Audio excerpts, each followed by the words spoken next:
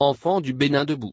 Cette exhortation au patriotisme de l'hymne national est plus que jamais d'actualité, au regard de certaines positions radicalisées et de certains faits violents déplorables notés isolément ici et là dans certaines régions du pays, tendant à occulter que seul le Bénin est éternel. Lors d'un discours solennel, le président Talon s'est laissé aller à une envolée lyrique, seul le Bénin est éternel.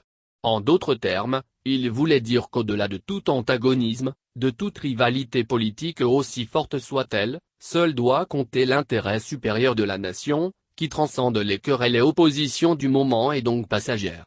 Dans les démocraties établies, celle que nous nous évertuons à appeler ' grande démocratie ' et dont nos modèles s'inspirent, c'est ce qu'on appelle ' pacte républicain ', autrement dit, au-delà des divergences de vues ou idéologiques, des confrontations d'intérêts avouables ou non, reste pérenne l'essentiel autour duquel on doit pouvoir se réunir et qui dépasse les postures et positions personnelles.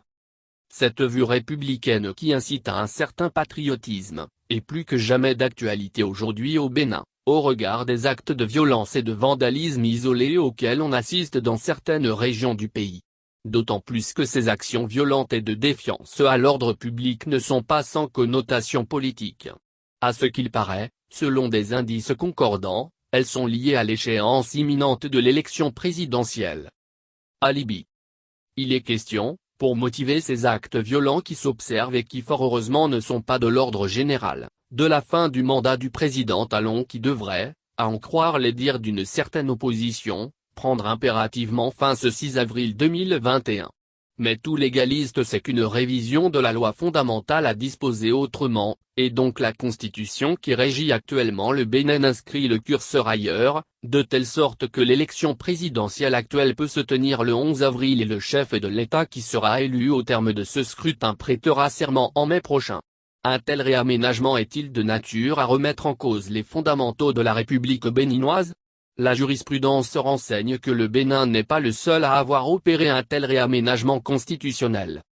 Du reste, ces quelques jours en supplément sont-ils de nature à changer l'issue de l'élection présidentielle et à influencer le destin du peuple béninois? Le bon sens intime que non, et que décidément seul le Bénin est éternel. Il s'avère, selon toute évidence, que le prétexte agité à propos de la fin du mandat présidentiel actuel est un leurre. Il faut bien le croire. Récemment, le gouvernement a fait état d'une tentative de déstabilisation du pays orchestrée avec des forces extérieures, doit-on voir à travers les agissements violents observés ici et là, à quelques jours de la présidentielle, des indices concordants de cette thèse?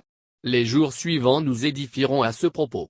Il reste à miser sur le sens patriotique des Béninois qui ne doivent pas céder au chant des sirènes, aux appels visant à des actions dont on note qu'elles consistent, en tout cas à ce qu'on observe déjà isolément, à du vandalisme, donc à des actes de destruction de biens publics et privés.